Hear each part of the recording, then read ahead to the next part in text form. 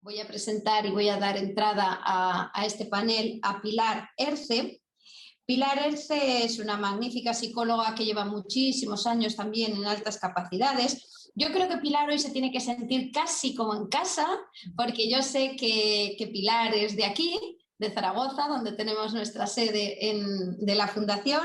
Y bueno, pues vives lejos, vives en Valencia. Y seguro que, bueno, a ver si es posible el año que viene, siguientes jornadas que podamos hacer, sea aquí, puedas venir a tu tierra a contarnos todo lo que sabes. Bienvenida, Pilar, bienvenida a la Fundación y te agradecemos que estés aquí con nosotros también. Dejo en tus manos el audio y el vídeo para que puedas contarnos. Muchísimas gracias, buenas tardes.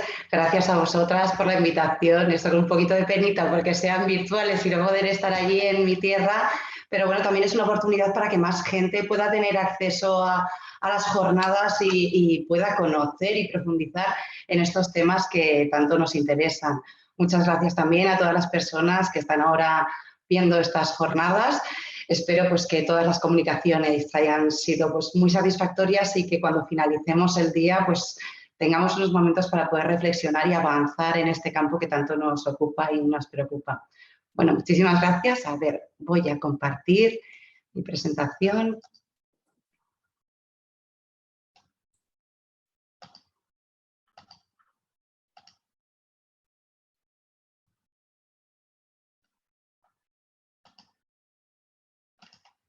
Ya está.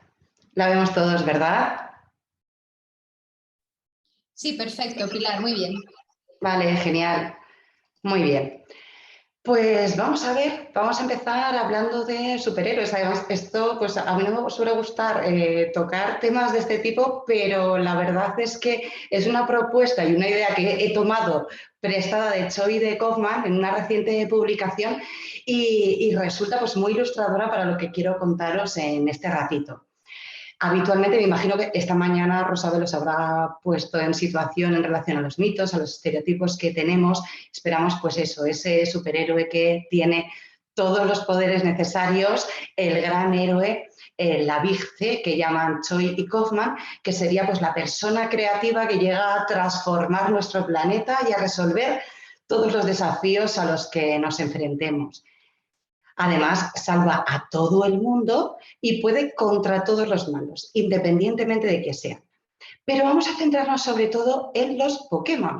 Ellos, Choi y Kaufman, se centran más en la pequeñita C, la creatividad chiquitita, haciendo ver que cada uno de ellos pues, puede aportar algo diferente. Pero hay muchas cosas en ellos que yo creo que representan e identifican al alumnado doblemente excepcional. Hay cientos de personajes y cada uno es diferente. Ninguno es igual que otro. Tienen unas características idiosincráticas. Además, sus historias no son tan grandiosas como son, por ejemplo, las de Superman, pero sí que tienen sus hechos, sus hazañas en historias reiterativas a veces y que les permiten pues, ir avanzando e ir creciendo. Y además, pues sus ideas no suelen ser tan inspiradoras como las de, por ejemplo, Superman. Yo pues tengo niños y disfraces de Superman, pues creo que podemos encontrar en cualquier sitio, pero de estos seres tan diferentes entre ellos, pues nos resulta más complicado encontrarlos. Sin embargo, tienen un montón de poderes, sobre todo cuando trabajan juntos, cuando trabajan en grupo, cuando trabajan en equipo. Tienen unas fortalezas y unas debilidades únicas. Los Pokémon no todos son fuertes y no todos tienen los mismos poderes. Cada uno de ellos tiene unas virtudes, pero también tiene unas debilidades a las que deben enfrentarse. Y además esto es lo que más me gusta de Pokémon y del planteamiento que he robado a Choi y a Kaufman, es que suben de nivel, evolucionan y se convierten en más resistentes. Y esta es una de las ideas en las que voy a centrar este ratito que vamos a estar juntas y juntos, porque cada uno de los niños y de las niñas con doble excepcionalidad han de seguir avanzando, han de seguir creciendo, han de seguir evolucionando y han de convertirse en resistentes y evidenciar todo aquello que son capaces de hacer. Pueden llegar a muchas cosas y al final, además, veremos y evidenciaremos cómo pueden lograrlo. ¿Qué es lo que vamos a ver? Pues una visión renovada de las altas capacidades desde el planteamiento del desarrollo del talento. De aquí pues quiero desterrar algunas de las visiones que todavía están presentes en nuestro país. Yo pienso que la investigación ha avanzado muchísimo en el campo de las altas capacidades, pero las prácticas educativas todavía están muy alejadas de todo el conocimiento del que ya disponemos. Vamos a ver también qué sucede en la doble excepcionalidad y vamos a conocer cómo se produce el desarrollo del talento en el alumnado doblemente excepcionalidad. Para ello, pues primero voy a daros una definición, una visión de lo que son las altas capacidades. Y esta definición, además, es para mí pues, una de las que pone sobre la mesa lo que ahora pues, se está cociendo en la investigación. Los modelos más actuales centran el desarrollo madurativo y evolutivo de cada uno de los niños y niñas a partir de perfiles idiosincráticos. Entonces, la pasada década, pues algunos modelos han empezado a florecer que nos están haciendo ver el campo de las altas capacidades y la doble excepcionalidad desde otra perspectiva. Las altas capacidades las podemos entender como la manifestación del rendimiento en el extremo superior, pero ojo, en un dominio específico del talento. ¿Qué quiero decir con esto?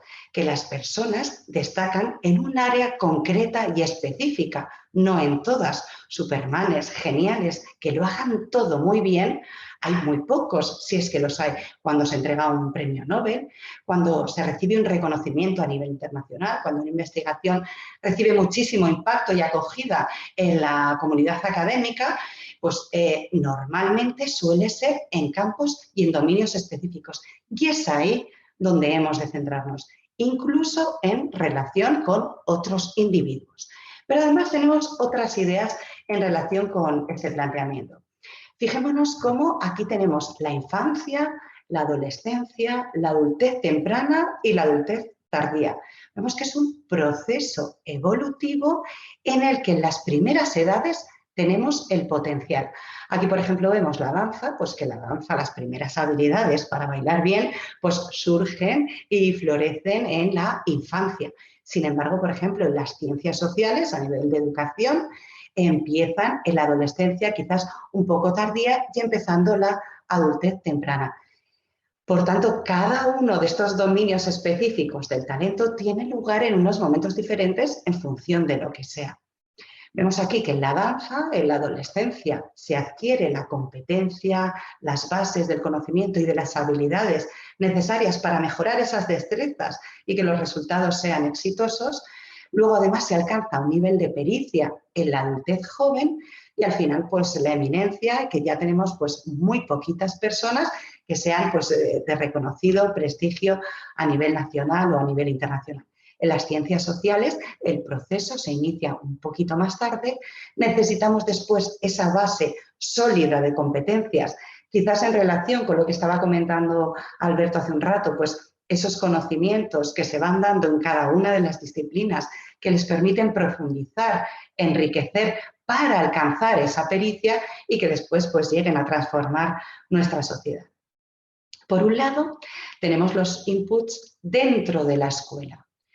Pero también fuera de la escuela, y esto es muy importante, como veremos enseguida, en el alumnado con doble excepcionalidad y bajo la escuela. De forma que aquí, sobre todo, está la base del conocimiento a nivel académico que nos enseñan en los centros educativos, conocimientos y habilidades. Fuera de la escuela y bajo la escuela hay otra serie de habilidades y de capacidades que son claves en el desarrollo del talento. Yo muchas veces cuando imparto cursos de formación a los centros educativos, pues claro, me dicen, claro, yo sé pues lo que son las altas capacidades, que tengo que dar algo, que tengo que hacer algo más, que tengo estudiantes que además tienen otra necesidad educativa por ser doblemente excepcionales, pero ¿qué es lo que tengo que hacer? Claro, y pues la falta de formación, la falta de conocimiento, pues ¿a qué lleva? Lleva a, pues, a veces dar de lo mismo, lo cual supone pues una frustración y una falta de motivación en los niños y niñas. Cuando vienen pues con más sumas o multiplicaciones que el resto de sus compañeros, dicen, ¿por qué si yo ya me sé esto? Porque me tienen que dar más de lo mismo. Sin embargo, para el desarrollo del talento hay una serie de variables y de habilidades críticas que tienen que aprender a lo largo del proceso de desarrollo madurativo, como el conocimiento interior, conocer mis fortalezas, ser capaces de asumir riesgos, ser personas creativas, que comentaba también hace un ratito Alberto. Y, por ejemplo, en el alumnado doblemente excepcional, cuando hay un fracaso en las funciones ejecutivas, esos procesos que controlan pues, los procesos de aprendizaje en un nivel fuera de él, pues, por ejemplo, Kaufman nos sugiere y nos indica cuando rompemos con ese control de las funciones ejecutivas, el proceso creativo es muchísimo más significativo que en otras personas. Fijémonos cómo en el alumnado doblemente excepcional el hecho de tener unas debilidades puede llevar a unos resultados, por otro lado, mucho más excepcionales que sus iguales. Y en los resultados tenemos pues al principio, cuando se inicia el proceso de desarrollo madurativo, unos resultados en la persona que se van produciendo a lo largo de un proceso y que llevan a unos productos. Algunas cuestiones en relación a este planteamiento. Se trata de un proceso en desarrollo dinámico. Y esto es muy importante en relación a los modelos del rasgo que tanto tiempo han estado presentes en la investigación de las altas capacidades y de la doble excepcionalidad, cuando pensábamos que una persona, por tener unas dificultades o unas capacidades concretas, esperábamos que obtuviera unos resultados determinados. Esto tenemos que romper con ello. Se trata de un proceso en desarrollo dinámico con distintas fuentes, distintos contextos que pueden romper ese camino fijo del rasgo asociado a unas características concretas y determinadas. Aquí entran en juego muchísimas otras cuestiones, como son las oportunidades en los distintos escenarios, las habilidades de cada niño, de cada niña, qué acceso a qué tipo de materiales y recursos tiene. Y además esta trayectoria sucede una serie de estadios. Es una visión evolutiva, como hemos visto, primero un potencial, donde el alumnado doblemente excepcional tendrá unas aptitudes, unas capacidades en las que va a destacar por encima de sus iguales y va a tener también unas debilidades que hemos de apuntalar a lo largo del desarrollo madurativo, aprovechando estas fortalezas. Además, los dominios específicos claves en la doble excepcionalidad. Los niños y niñas doblemente excepcionales tienen unas aptitudes, tienen unas habilidades que les permiten el poder llevar a cabo actuaciones que les hagan sentirse satisfechas y satisfechos consigo mismo y que puedan alcanzar unos resultados superiores a sus iguales. Además, es necesaria la intervención sistemática y deliberada. Muchas veces el pensar que, bueno, pues como tiene altas capacidades, esta parte vamos a dejarla porque con eso pues ya tiene suerte y vamos a centrarnos pues en la dificultad que está presentando. Hemos de llevar a cabo actuaciones sistemáticas, deliberadas, con unos objetivos claros y consensuados entre todos los agentes educativos. Y además hemos de partir de esas fortalezas y esas debilidades. Si tengo unas fortalezas aptitudinales y tengo un déficit de atención, una hiperactividad, un trastorno del espectro autista, una dislexia, dificultades en el aprendizaje del cálculo, deberé de conocer esas fortalezas y debilidades en cada niño y en cada niña. Por tanto, hemos de ajustar a cada sujeto a nivel multidimensional y hemos de partir de la heterogeneidad de los niños y de las niñas.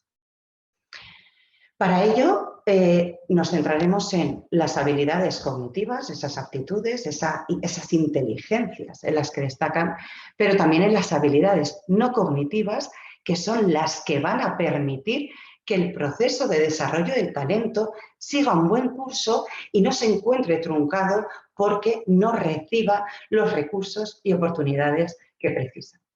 Algunas ideas desde este planteamiento de la doble excepcionalidad en relación al desarrollo del talento. Bueno, esto no es nuevo.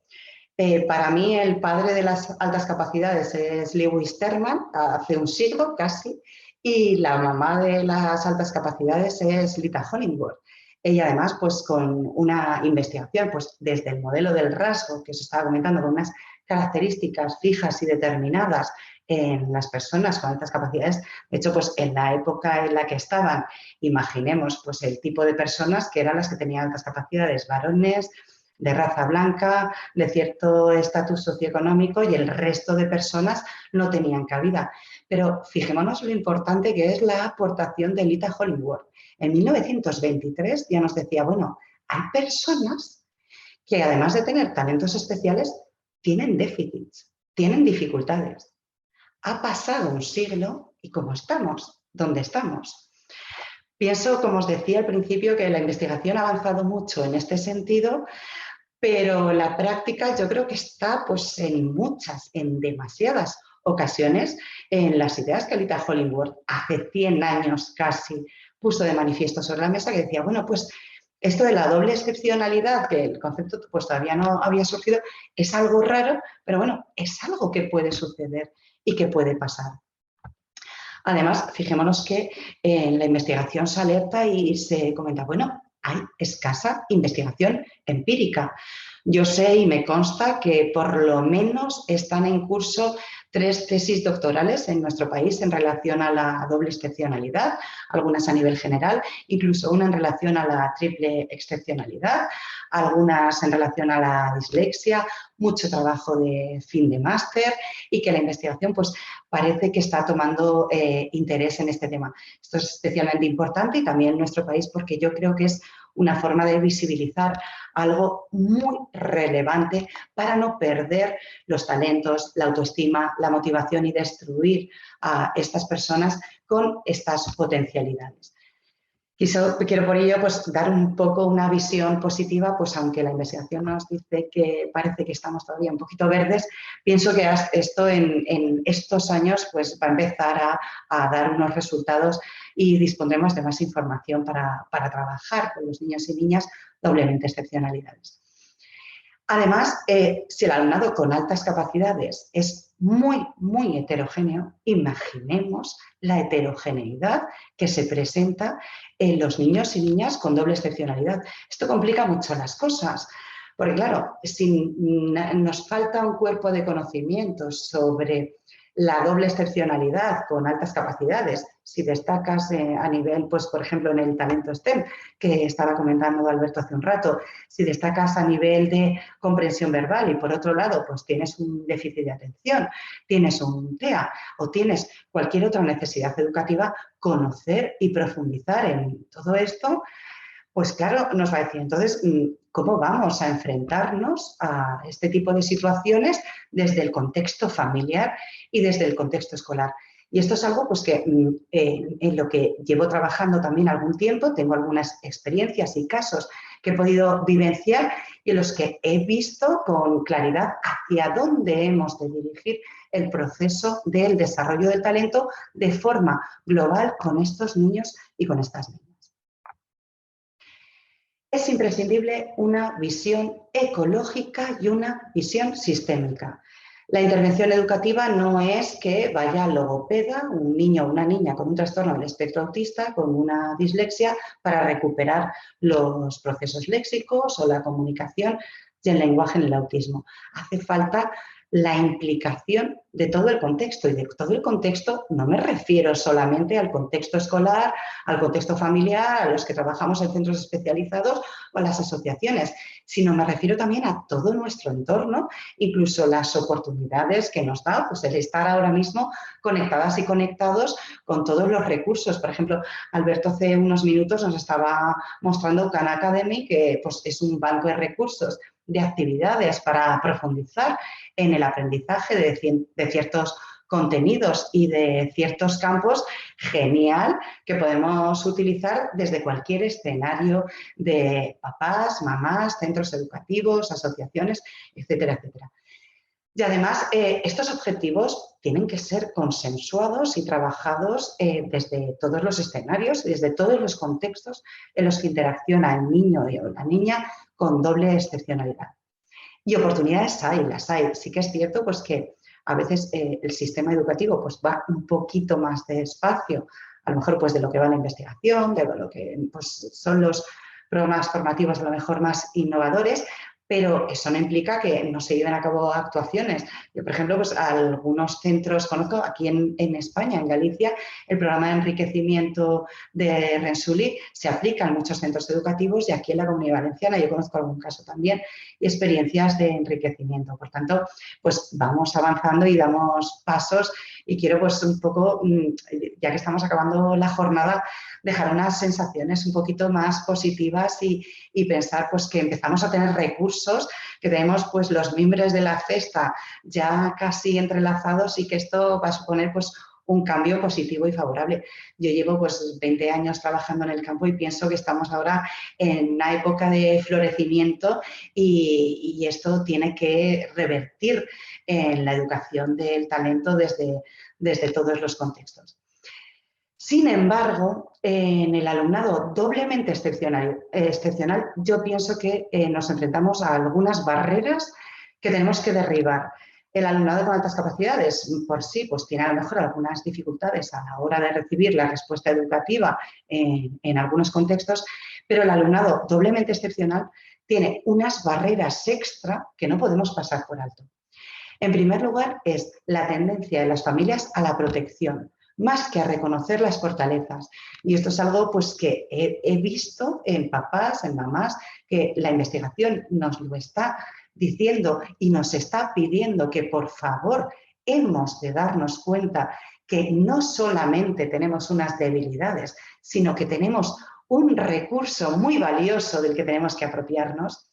Y además, en los centros educativos, pues por lo menos por mi experiencia, y he tenido pues muchos niños y niñas doblemente excepcionales, a mí pues me llegan las evaluaciones de los centros educativos y cuando ves la evaluación pues ves diagnóstico trastorno del espectro autista y ves que tiene unos percentiles a nivel aptitudinal brillantes en algunas áreas o incluso en muchas o incluso todas las dimensiones y en la evaluación pues nos hemos quedado con esa parte del déficit y la dificultad, que es lo que pensamos que necesita esa intervención educativa. Entonces, pienso que esto es uno de los retos y de los desafíos más importantes a los que tenemos que enfrentarnos en el desarrollo del talento del alumnado con doble excepcionalidad. Además, también pienso que otra de las barreras es la falta de conexión entre todos los contextos. Si os planteo que es necesario un enfoque ecológico y sistémico, aquí todos tenemos que ir de la mano y todos y todas tenemos que ir juntos. Cuando yo trabajo con el centro educativo, con la familia, con la asociación, con las actividades extraescolares en las que participan los niños y niñas, con la logopeda, con la psicóloga que lleva a cabo pues, la recuperación de los procesos o de las dificultades que tenga. Cuando nos sentamos y de forma conjunta nos planteamos unos objetivos de intervención, dejando de lado el hecho de la protección y aprovechando esas fortalezas de las que disponen, como los Pokémon que veíamos al principio, es cuando podemos conseguir unos verdaderos resultados con los niños y niñas. Si yo trabajo sola, si en el centro educativo se trabaja en soledad, si las familias trabajan en soledad, los resultados no pueden alcanzarse de la misma forma que cuando trabajamos en equipo. Y la tercera dificultad, la tercera barrera es la visión del rasgo. La visión del rasgo que además pues, el hecho de tener doble excepcionalidad hace que ese déficit, esa dificultad que muestran los niños y niñas haga que focalice nuestros esfuerzos en las características de los niños y niñas con el trastorno del espectro autista sin ser capaces de ver otro tipo de cuestiones. Las características de los niños y niñas con dificultades en los procesos léxicos cuando tienen algún tipo de dislexia. Las dificultades en la hiperactividad, en el déficit de atención, etcétera, etcétera. El problema del rasgo es doble. Por un lado, ya os decía que pienso que todavía buscamos un perfil concreto y específico de niños y niñas con altas capacidades lejos de la realidad, porque hay niños y niñas líderes, hay niños y niñas que se esconden debajo de la mesa y no se atreven a abrir la boca, Hay niños y niñas que arrastran a todo el grupo. Yo, por ejemplo, tengo un niño que hace debates a la hora del patio con un montón de compañeros y compañeras, que él llama los aventajados, así pues tipo diálogos socráticos incluso. En cambio, pues hay otros que no son capaces de arrastrar a las masas y que tienen a lo mejor pues esa necesidad de desarrollar esas habilidades sociales. Son tan diferentes que necesitamos partir de esa heterogeneidad, olvidarnos de los rasgos, de esas etiquetas que llevan colgando y que no nos ayudan a avanzar más que a encasillarlos en un lugar específico y a tener una visión holística de cada niño y de cada niña en un contexto ecológico y de carácter sistémico. Para mí la clave está en las fortalezas, como os he ido sugiriendo ya desde el principio, pues con los Pokémon. La investigación basada en las evidencias sugiere la pertinencia de las intervenciones educativas basadas en las fortalezas y en los talentos.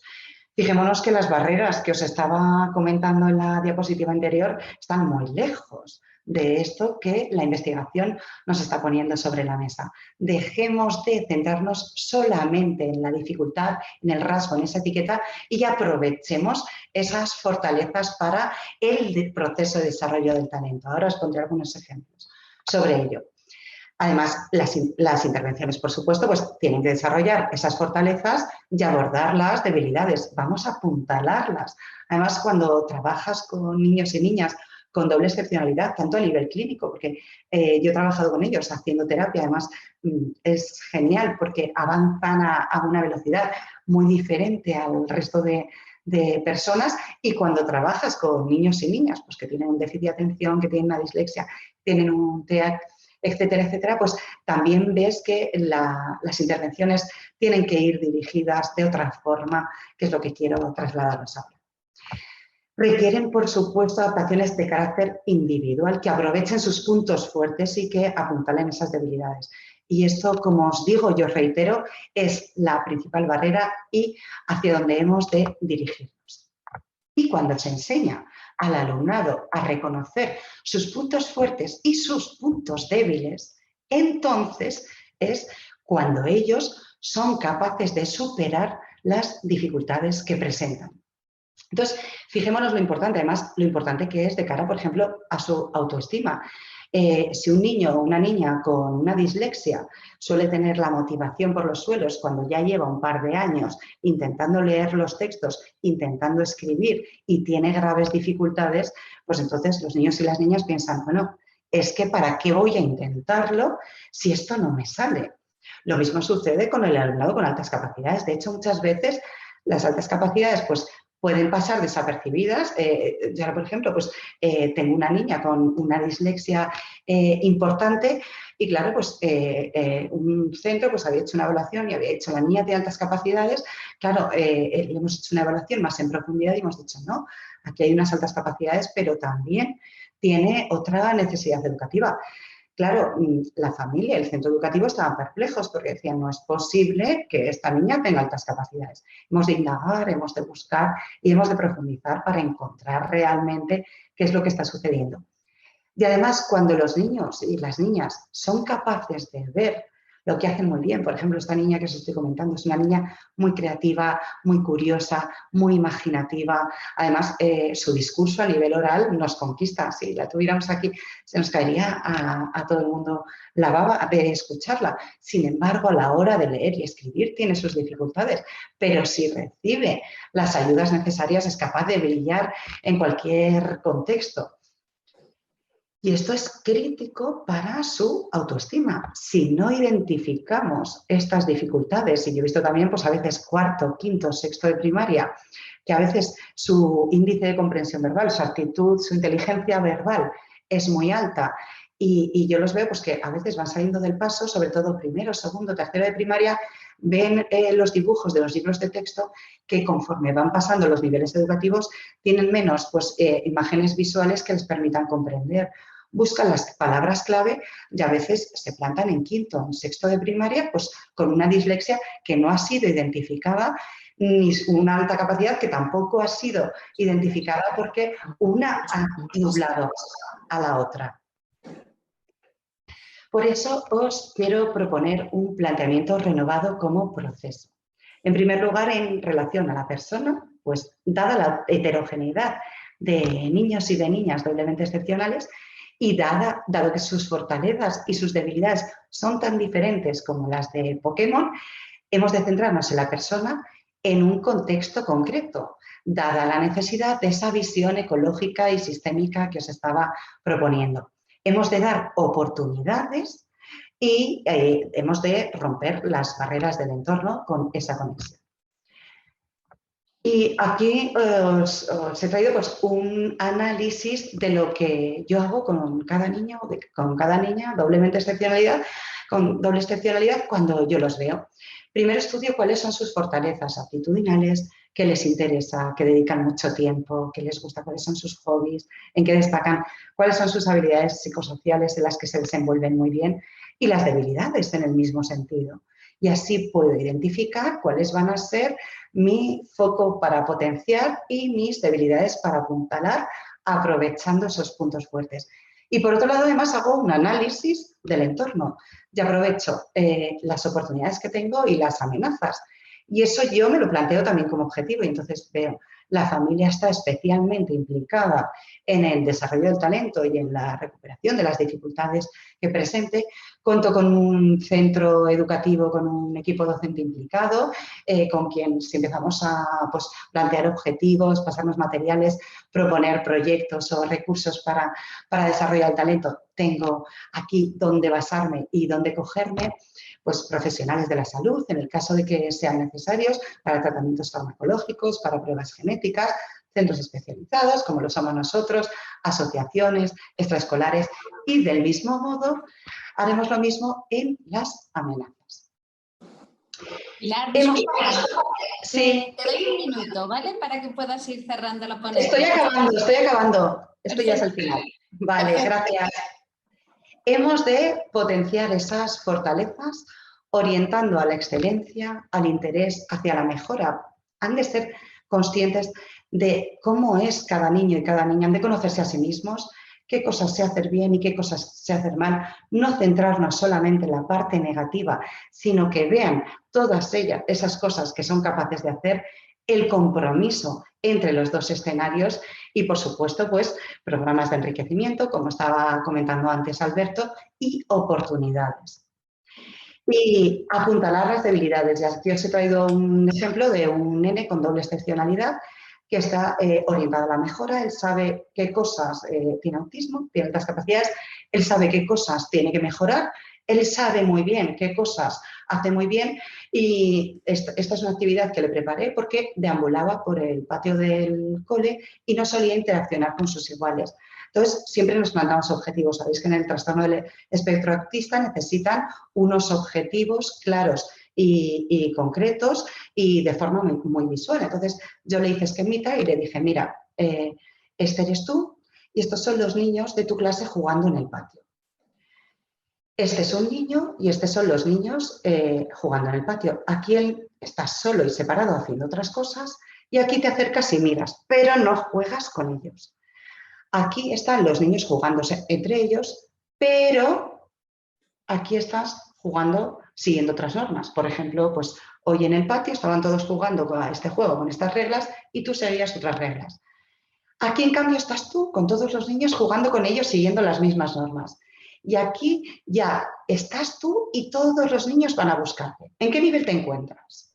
Entonces, pues el niño me comentaba, pues casi siempre estoy en el nivel 1 y algunas veces estoy en el nivel 3. Entonces le propuse, bueno, pues vamos a ver cómo podemos avanzar estos niveles para poder conseguirlo. Y por supuesto, pues a día de hoy no hemos llegado al nivel expert, pero ya estamos en la parte final. Y bueno, por último, al principio os hablaba de potencial, ese potencial ha de transformarse en competencias, en pericia. Y finalizo también con Scott Barry Kaufman, que nos citaba al principio, que él, pues, para mí es una de las personas que ha investigado en el campo de las altas capacidades con modelos más sugerentes, y él es doblemente excepcional. Os invito a leer su libro Ungifted, no dotado, que además está narrado pues, a nivel de literatura, no tanto a nivel académico y científico, porque él cuenta su propia vivencia como estudiante doblemente excepcional. Él propone un planteamiento en el que piensa que en el desarrollo del talento podemos ir subiendo y que es una combinación de esas aptitudes y que la clave está en la implicación, en el compromiso y en un proyecto significativo a partir de esas aptitudes, de esos intereses, de eso que les gusta a cada niño y a cada niña y que podemos fortalecer para favorecer la trayectoria del desarrollo del talento. Y con esto ya termino. Muchísimas gracias a todas y a todos. Os dejo mi correo por si os apetece pues, preguntarme cualquier cosa y ahora pues atiendo vuestras dudas. Muchas gracias de nuevo. Muchísimas gracias, Pilar. También me ha resultado muy interesante y también he detectado bastantes aspectos en común con otras ponentes. Has hablado de que el desarrollo del talento es un proceso dinámico que también ha salido a lo largo de la mañana, que no tenemos que encasillar efectivamente, que no tenemos que buscar esos perfiles de las altas capacidades, porque con la doble excepcionalidad el espectro es grande de posibilidades y niños. Me gusta muchísimo ese proyecto personal significativo. Muchísimas gracias. Y te voy a hacer 3 preguntas que tenemos aquí de varios espectadores. ¿De acuerdo? La primera dice, entonces, la falta de conexión entre todos los actores que interactúan con un niño de altas capacidades puede determinar su evolución futura. ¿Y hasta qué punto? Claro, tengamos en cuenta que si yo planteo que hemos de partir de unas fortalezas, hemos de apuntalar esas debilidades y cada contexto no está en sintonía y lleva una intervención distinta, el avance va a ser mucho más complejo. La verdad es que la pregunta es muy sugerente y me gusta porque pienso que esto es algo en lo que tenemos que seguir avanzando en la investigación, porque fijémonos la diversidad de dobles excepcionalidades que hay y el impacto de los distintos contextos pues todavía está en proceso de investigación. Entonces, es un reto y un desafío al que realmente pues desde la investigación no podemos dar respuesta, pero lo que sí que hemos de tener claro es que el desarrollo del talento ha de ser concebido de forma sistémica. Cuando yo trabajo sola con un niño o una niña que viene conmigo pues 1 hora a nivel grupal y 1 hora a nivel individual, el resultado, si el centro educativo está yendo por otro lado, si el contexto familiar no está implicado, nunca puede ser el mismo. Nunca puede ser el mismo. En cambio, cuando conseguimos conjugar a los distintos actores, es cuando los resultados brillan enseguida. Muy bien, muchísimas gracias. Hay un oyente que quiere que te transmita que muchísimas gracias de que les hablases de evolución y que les dieras ejemplos. Muchísimas gracias, Pilar, por estar con nosotros, por estar con la Fundación DACES y esperemos poder el año que viene hacer que estas jornadas sean presenciales aquí y tenerte con nosotros. Un placer. Muchísimas gracias. Un abrazo a todo el mundo y gracias.